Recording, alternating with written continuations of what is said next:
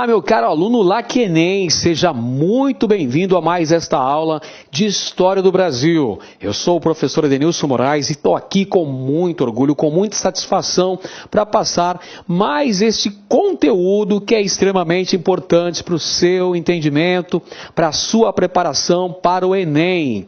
Nós vamos falar hoje sobre o período regencial, um importante momento histórico brasileiro, extremamente agitado do ponto de vista político, marcado por grande instabilidade, por grande disputa pelo poder político entre os grupos dominantes e principalmente pela ocorrência de várias revoltas nas províncias. Veja que o período regencial, ele é repleto de grandes acontecimentos, de grandes eventos históricos de grande relevância, de muita relevância. Muito bem, o período regencial brasileiro, as chamadas regências, estão compreendidas entre 1831 e 1840. O início do período regencial ocorre com a abdicação de Dom Pedro I. Vamos recapitular esse tema, vamos compreender direitinho por que razão o Brasil... Professor, por que cargas d'água o Brasil acabou adotando as regências? Vamos lá. Primeiro, por que Dom Pedro I acabou abdicando ao trono brasileiro? Bem, uma série de fatores levaram ao esgotamento, à crise do primeiro reinado. Crise econômica, desgaste político, o autoritarismo de Dom Pedro, verificado, por exemplo, na outorga da Constituição de 1824, na violenta repressão à Confederação do Equador, as críticas à imprensa que eram feitas ao imperador, as críticas na imprensa, feitas contra o imperador por parte de vários jornalistas, como, por exemplo, Líbero Badaró, que acabou assassinado.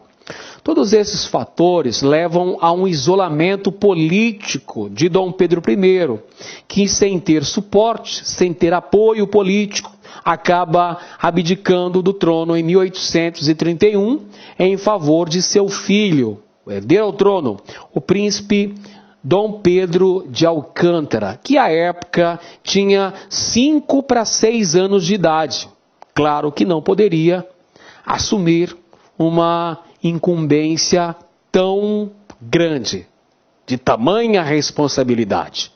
Então, por essa razão, a própria Constituição de 1824 já previa em seus artigos que, diante da impossibilidade do herdeiro assumir, em razão de sua minoridade, seriam convocadas regências, e foi o que aconteceu no Brasil. Esta é considerada, por muitos historiadores, a primeira experiência de governo republicano no Brasil. Não, presta atenção, não houve a implantação da república ainda. É uma experiência nos moldes republicanos, na medida em que os regentes eram eleitos. São governantes eleitos. Perfeito, meus amigos? Primeira experiência de governo republicano no Brasil. As regências, elas podem ser subdivididas em 4 fases. São elas: regência trina provisória, 1831, os primeiros meses. Regência trina permanente, de 1831 até 1834. Regência una de Feijó, de 1835 até 1837. Regência una de Araújo Lima, de 1837 até 1840. Como eu já disse para vocês, o período regencial foi marcado por muita agitação política, por muita instabilidade. Nós temos nessa época, nesse período histórico, uma grande divergência envolvendo os unitaristas e os federalistas. Os unitaristas defendiam fortalecimento do poder central. uma centralização do poder, ao ponto que os federalistas defendiam maior poder para as províncias, chamada de autonomia provincial.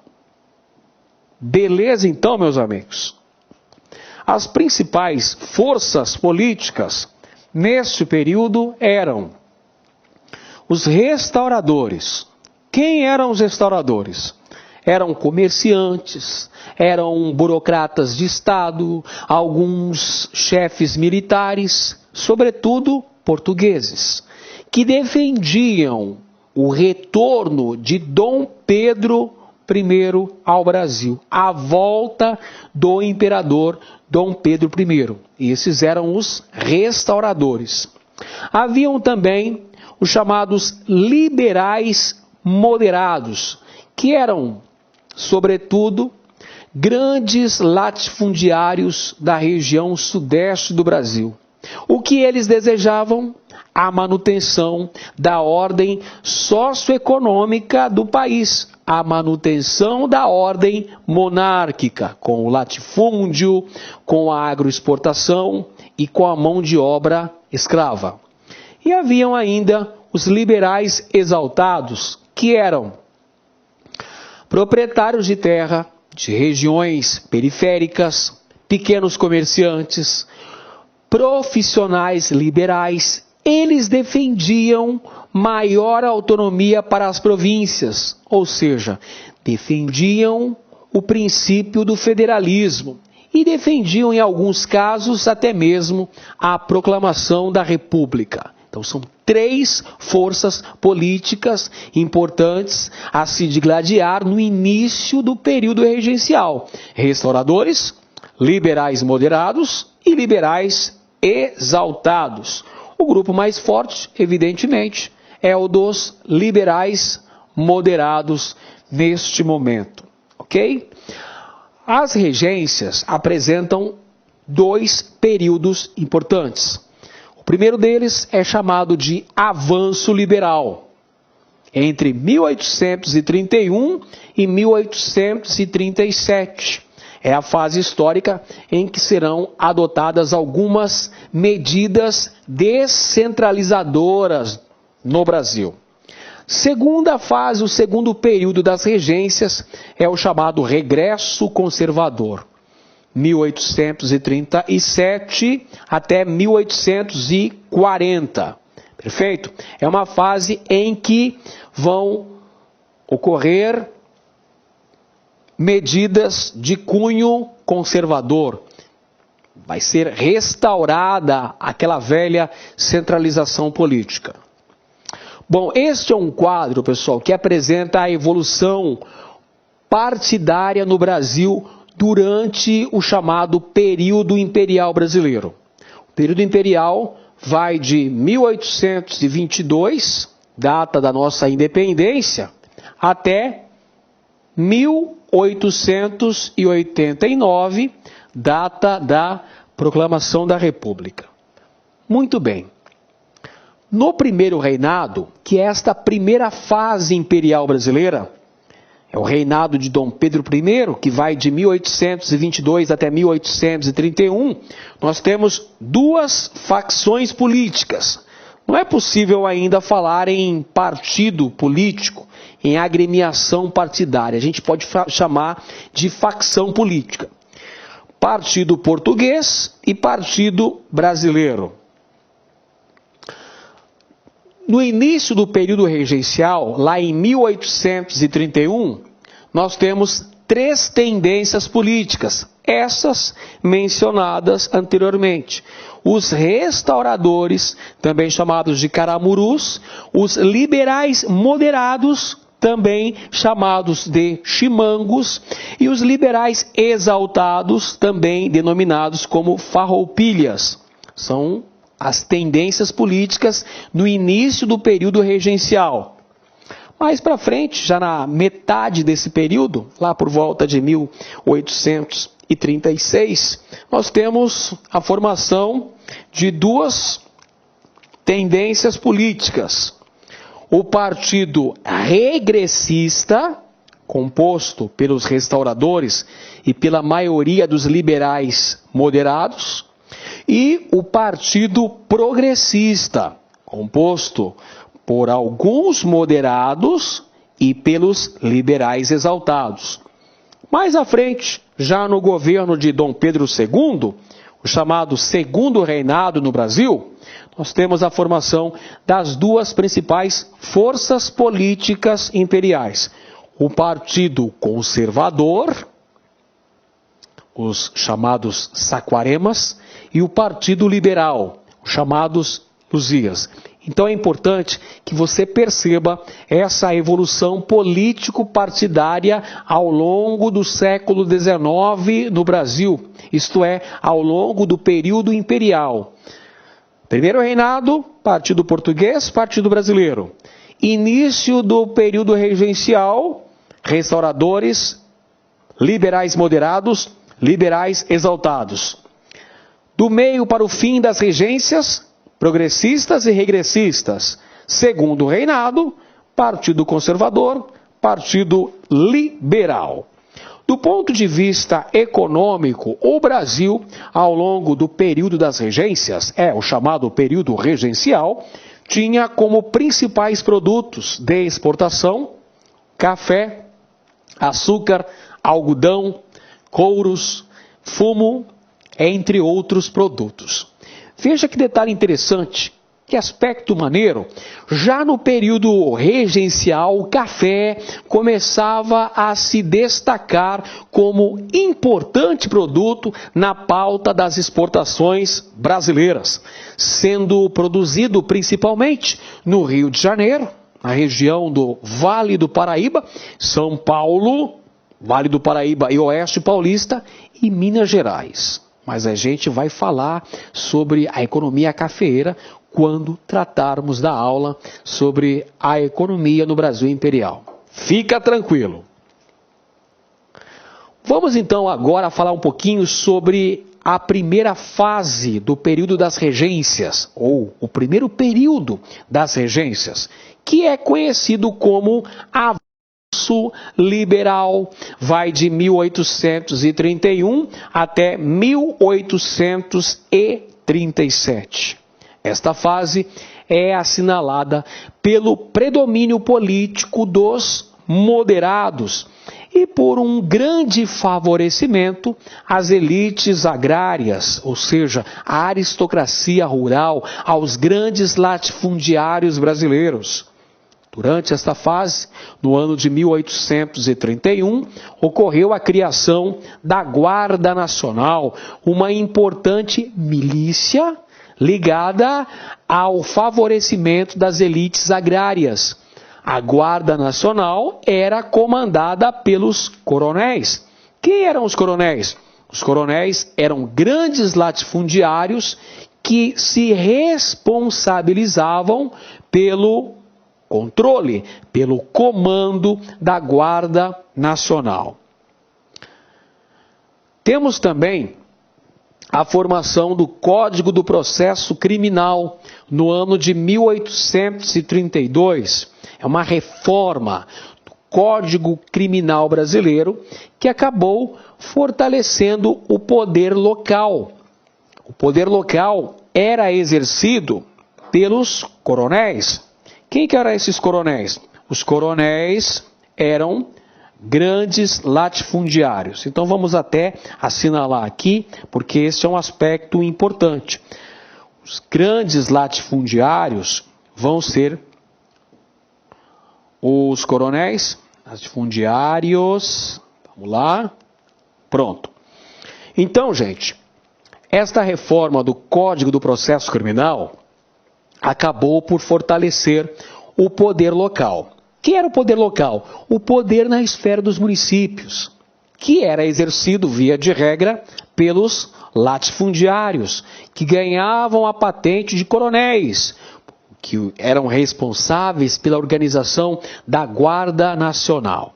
A Guarda Nacional, gente, ela pode ser descrita como uma espécie de guarda de elite, porque para servir na Guarda Nacional precisava ser cidadão. E os senhores se lembram muito bem que para ser cidadão no Império Brasileiro precisava ser homem, maior de 25 anos e que votasse. Para votar precisava justificar esse voto através do critério de renda. O voto era censitário. Os senhores se lembram muito bem que para votar no Império Brasileiro, o cidadão precisava ter uma renda mínima equivalente a 100 mil réis anuais. Portanto, a Guarda Nacional foi criada para defender os interesses das elites brasileiras. Mas aí você pode se perguntar, não existia exército no Brasil? Sim, existia exército no Brasil. Mas quem eram os componentes do exército no Brasil? Eram pessoas de camadas populares. E as elites temiam que, diante de ocorrência de revoltas populares, o exército apoiasse tais revoltas. Por essa razão, a Guarda Nacional é criada para defender os interesses das elites brasileiras. Bem, vamos então abordar agora uma importante medida que foi tomada pelas regências no ano de 1834. É o ato adicional. O que é esse ato adicional, professor Ed? Ato adicional, meus amigos, é um conjunto de medidas que foram incluídas na Constituição do Império, a Constituição de 1824. Olha só, o ato adicional, aprovado em 1834, estabeleceu a criação das Assembleias Legislativas Provinciais, atendendo a uma das demandas das províncias. As províncias não reivindicavam autonomia? Sim. Então, a criação das Assembleias Legislativas, que seriam compostas pelos deputados das províncias, já concede uma certa autonomia para estas províncias. Aqui outra característica importante. O ato adicional de 1834 transformou a regência trina em regência una. Até então, o Brasil era governado por 3 regentes. A partir do ato adicional de 1834, o Brasil passou a ser governado por apenas um regente. Portanto, é a regência una. Temos também a supressão do Conselho de Estado, mas tivemos ainda a manutenção do poder moderador de uso exclusivo do imperador. Como nesse momento não temos o imperador no trono, não temos então o exercício do poder moderador. Ele fica a cargo exclusivo do imperador. E a manutenção também do Senado vitalício no Brasil. Os senadores tinham mandato vitalício no país. Em suma, nós podemos dizer então que o ato adicional de 1834, ele promoveu uma descentralização administrativa, concedendo maior autonomia provincial no país. O primeiro regente uno do Brasil foi o padre Diogo Antônio Feijó, padre maçom, que governou o país entre 1835 e 1837. Feijó tinha apoio dos moderados, chamados progressistas. Os progressistas vão apoiar Feijó. Apoiaram aí a aprovação do ato adicional de 1834. É a fase do avanço liberal. Aprovação dessas medidas descentralizadoras. Feijó defendia o fortalecimento do poder executivo e tinha como seus principais oponentes os regressistas. durante a regência una do padre Feijó, ocorrem algumas revoltas nas províncias. Começam a eclodir manifestações populares, revoltas em algumas províncias brasileiras, o que, por sua vez, é um dos fatores preponderantes para a renúncia do padre Diogo Antônio Feijó em 1837. Vários fatores, para ser mais exato, levaram à renúncia de Feijó. A oposição efetuada pelos regressistas, os choques com algumas lideranças provinciais, a ocorrência dessas revoltas acabam fazendo com que Feijó renuncie em 1837. E aí vai ocorrer eleição para a formação de um novo regente, para aprovar então a eleição de um novo regente, que foi Pedro de Araújo Lima. Olha só esse mapa. Esse mapa mostra as principais revoltas. São revoltas importantes, que duraram vários anos no Brasil. Por isso que eu falei no início da aula que o período regencial é extremamente turbulento, agitado politicamente. Nós tivemos, por exemplo, Cabanagem no Grão-Pará. Grão-Pará corresponde aos atuais Pará, Amazonas. Maranhão aconteceu a balaiada. Na Bahia teve duas revoltas, revolta dos Malês e Sabinada. E lá no sul do Brasil aconteceu a chamada Revolução Farroupilha, também conhecida como Guerra dos Farrapos. Vamos então apresentar aqui um contexto histórico que levou a ocorrência das rebeliões regenciais em várias províncias brasileiras. Nós temos que analisar, meus amigos, que as motivações que levaram à ocorrência de tais movimentos eram diversos. Claro que cada uma dessas revoltas apresentava características muito singulares, mas via de regra, nós podemos dizer que essas revoltas apresentavam algumas causas gerais, tais como a grave crise econômica que o Brasil enfrentava naquele momento, a miséria da maioria esmagadora da população e o autoritarismo do poder central podem ser incluídos como temáticas principais, causas gerais que levaram à ocorrência desses vários movimentos.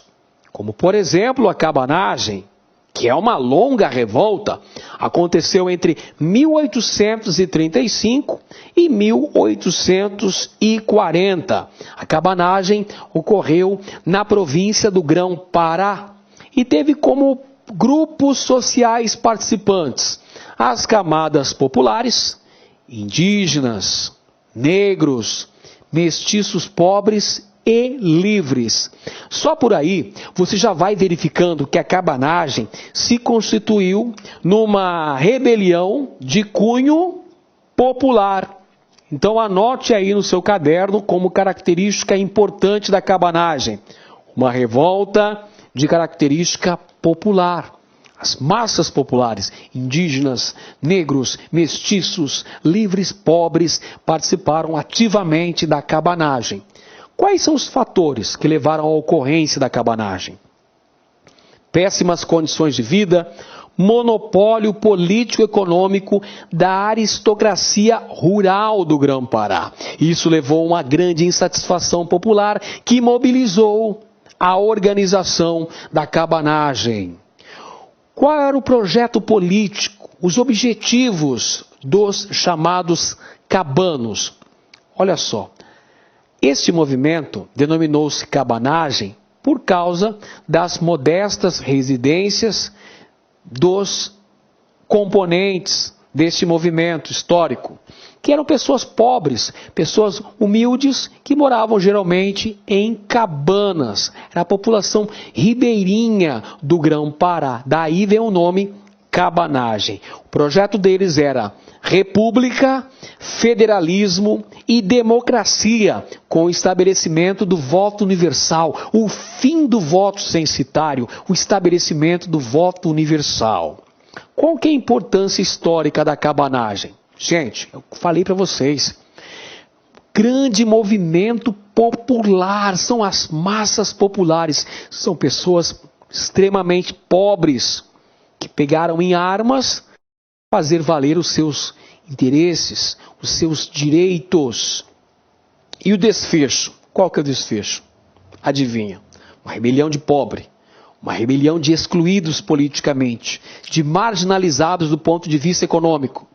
Claro que o desfecho, o resultado, foi uma violentíssima repressão, forte repressão governamental. O governo das regências enviou forças militares para a região para debelar esse movimento e reprimir de forma exemplar aqueles que ousaram tramar contra o governo das regências. Por isso que tivemos um grande número de mortos. O saldo que a cabanagem deixou foi um grande número de mortos. Vamos analisar uma outra revolta desse período. A Revolução Farroupilha, travada entre 1835 e 1845. Farroupilha aconteceu basicamente na província de São Pedro do Rio Grande do Sul. É a mais importante revolta da história do Brasil, pois foi a mais longa, a mais longeva das revoltas. Entre os participantes principais da Revolução Farroupilha, da Guerra dos Farrapos, estavam estancieiros, comerciantes, mas também tivemos a participação das camadas populares, dando apoio ao movimento. Podemos dizer que as camadas populares foram utilizadas como massa de manobra. Entre os fatores principais que levaram à ocorrência da Farroupilha, destacam-se os elevados impostos cobrados sobre a produção de charque do Rio Grande do Sul e também a defesa da autonomia por parte dos liberais exaltados. Entre os principais líderes desse movimento, podemos mencionar Bento Gonçalves, Davi Canabarro e também o italiano Giuseppe Garibaldi, que é considerado o herói dos dois mundos, pois lutou na Revolução Farroupilha e posteriormente empenhou-se no processo de unificação italiana. Por isso, Giuseppe Garibaldi é conhecido como o herói dos dois mundos. Olha aqui as propostas dos farroupilhas gaúchos: república, federalismo e democracia. O foco de poder estavam nas províncias de São Pedro do Rio Grande do Sul e de Santa Catarina. No Rio Grande do Sul, nós tivemos a formação da República do Piratini. E em Santa Catarina ocorreu a fundação da chamada República Juliana. E como resultados da Guerra dos Farrapos, tivemos um acordo político que foi assinado ao final desse confronto. Vale dizer que as tropas imperiais que pacificaram essa região eram comandadas por Luiz Alves de Lima e Silva. Lembra dele? Ele é o Duque de Caxias, uma figura militar proeminente durante o período imperial brasileiro. Gente, resultados aqui da Farroupilha: incorporação de oficiais gaúchos no Exército Brasileiro. Os oficiais que haviam participado do Exército Farroupilha foram incorporados no Exército Brasileiro com a mesma patente. Exemplo, quem era capitão do Exército Farroupilha passou a ser capitão do Exército Brasileiro. Quem era general do Exército Farroupilha virou general do Exército Brasileiro. Temos também redução dos impostos sobre a produção do charque gaúcho, uma proteção à produção de charque, para enfrentar a concorrência com o charque platino. E tivemos também anistia aos revoltosos. Portanto, a Farroupilha foi, digamos assim, favorável aos interesses das elites gaúchas. Vamos agora tratar de uma outra revolta, também muito importante, só que desta feita, que aconteceu lá na Bahia, meu rei. Foi a revolta dos malês, 1835, é uma revolta de escravos. Os participantes da revolta dos malês foram negros, escravos e libertos de etnias, haussás e iorubás, ou seja, aqueles que possuíam cultura islâmica. Eram escravos, mas que sabiam ler e escrever em árabe. Eram muçulmanos.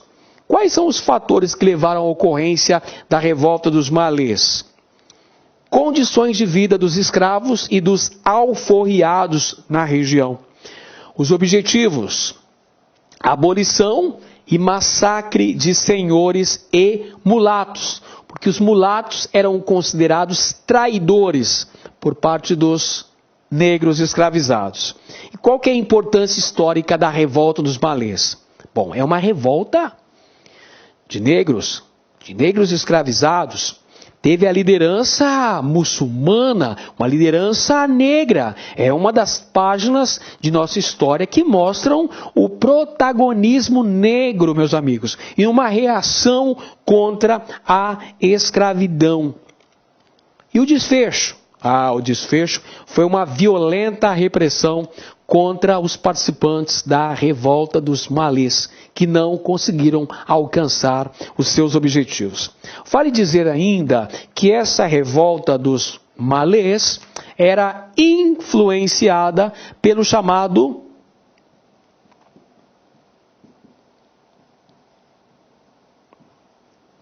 haitianismo. Haitianismo é um fenômeno muito importante durante as primeiras décadas do século XIX no Brasil.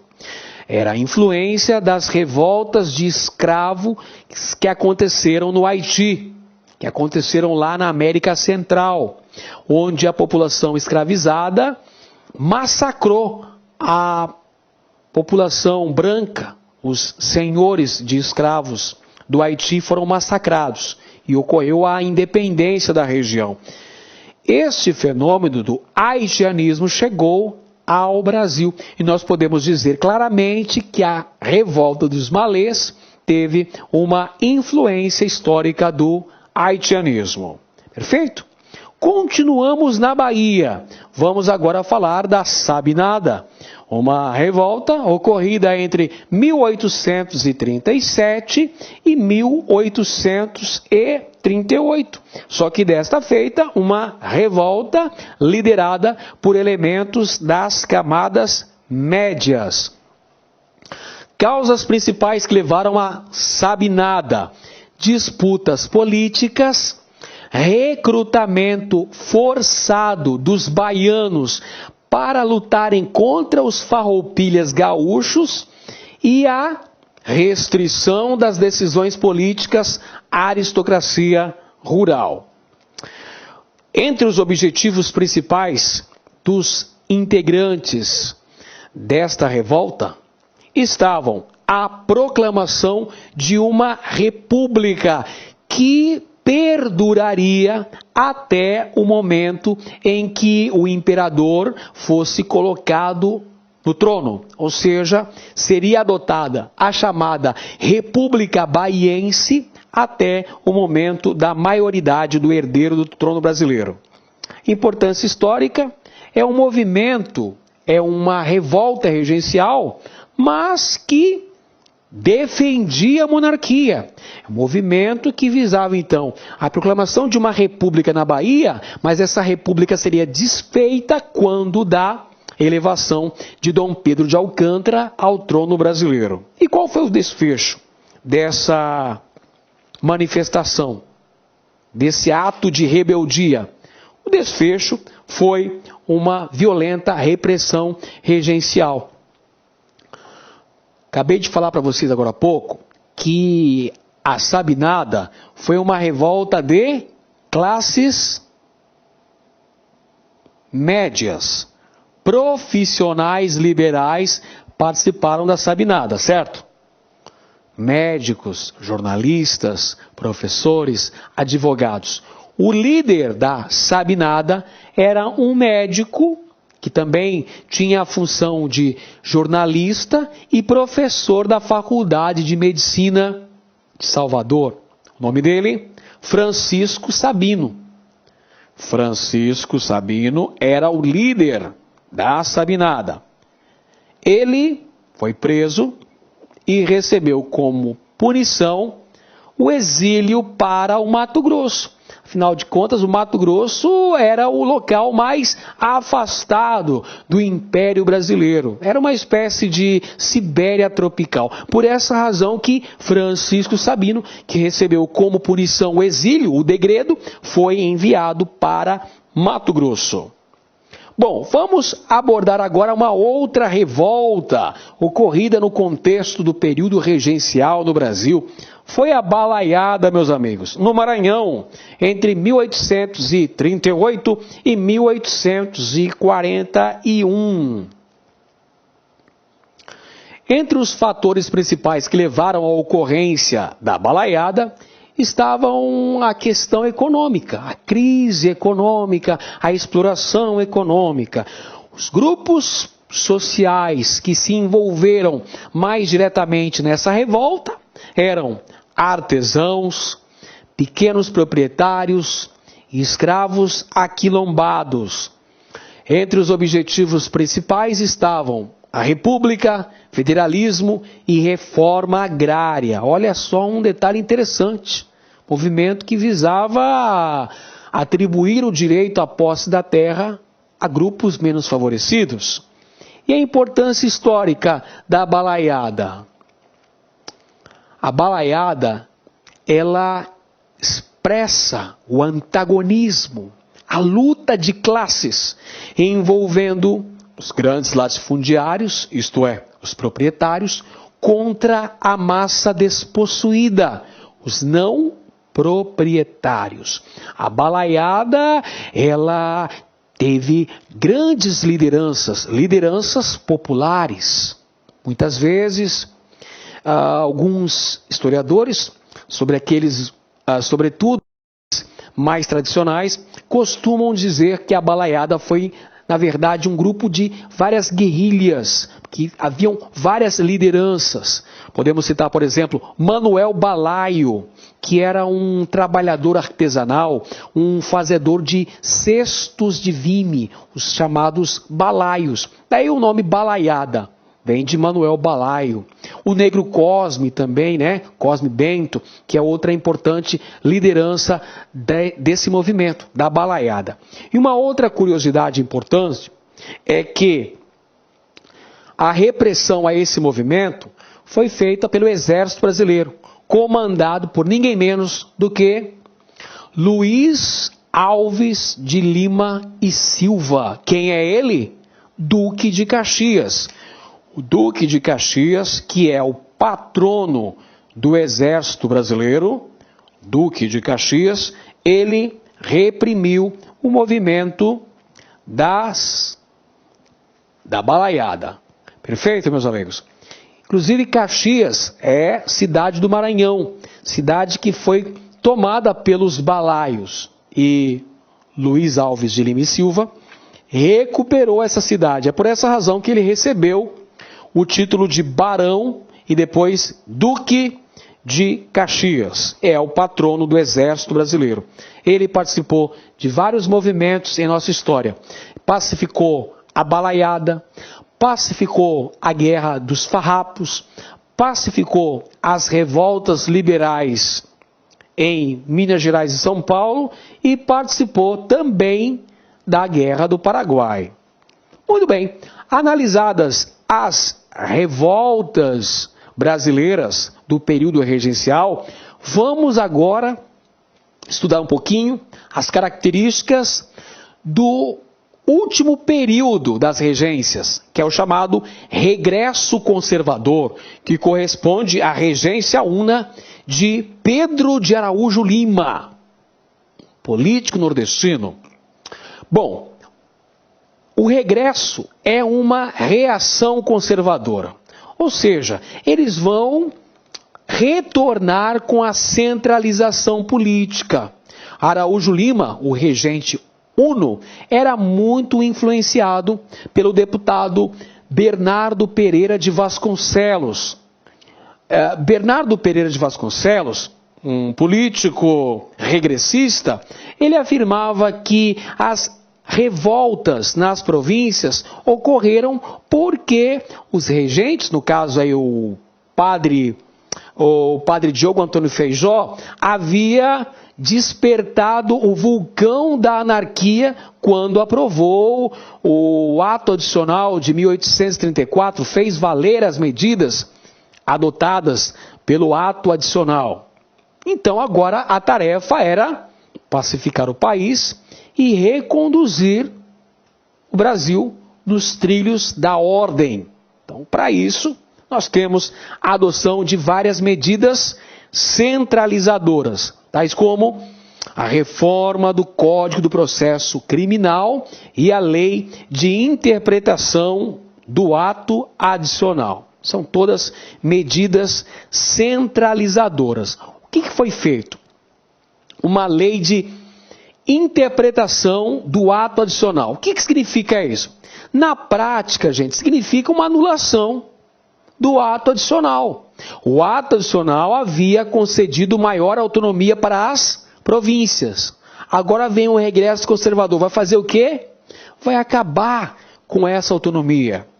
Restrição das atribuições das assembleias legislativas provinciais. Restauração do Conselho de Estado. Limitação das competências dos juízes de paz, que passam agora a serem nomeados diretamente pelas regências e não mais escolhidos pelas lideranças locais, no caso os coronéis. E temos também o fim do caráter eletivo do poder judiciário. Poxa, são todas essas medidas bem conservadoras, medidas de caráter centralizador. Perfeito, meus amigos? Concluindo o período das regências aqui no Brasil, tem o chamado golpe da maioridade, isto é, a antecipação da maioridade de Pedro de Alcântara. No ano de 1840, formou-se o Clube da Maioridade. Os progressistas, alijados do poder, durante a regência una de Araújo Lima, eles vão começar a fazer uma campanha em prol da antecipação da maioridade de Pedro de Alcântara. Eles acreditavam poder influenciar o jovem imperador, levando-o ao poder. Por essa razão que os progressistas começam a defender a antecipação da maioridade de Pedro de Alcântara, que na época, meus amigos, contava apenas com 14 anos de idade. Era um jovenzinho, um adolescente. Mas os progressistas começam a defender. Por quê? Porque eles queriam voltar ao poder. O poder estava na mão dos regressistas. E eles acreditavam que poderiam influenciar o jovem imperador brasileiro. Os regressistas acabam acatando esse projeto de antecipação da maioridade do imperador. Por que razão? Como forma de solucionar a instabilidade política reinante e, sobretudo, como forma de pacificar o Brasil, uma vez que ainda ocorriam revoltas em algumas províncias. Exemplo, a Revolução Farroupilha, que havia começado em 1835, ela perdurou até 1845. Portanto, ela entrou no período do Segundo Reinado, meus amigos. Então, primeiro os progressistas defendiam a bandeira da antecipação da maioridade de Pedro de Alcântara. E, posteriormente, são os regressistas que vão aderir também. É feito, então, uma espécie de acordo, um consenso. Progressistas, regressistas. E aí, nós temos a antecipação da maioridade, é o chamado golpe da maioridade, com o objetivo de restabelecer a ordem monárquica. É por isso que aconteceu a antecipação da maioridade de Pedro de Alcântara. Esse é o chamado golpe da maioridade, com a ascensão de Dom Pedro II ao trono, com 14 para 15 anos de idade. Dá início a um novo período da história do Brasil, o chamado Segundo Reinado. Mas esse assunto a gente conversa num próximo momento, numa próxima aula. Por enquanto é só. Um grande abraço para você e te vejo na próxima aula. Valeu! E aí, pessoal, gostou da aula de história? Então curta e compartilhe.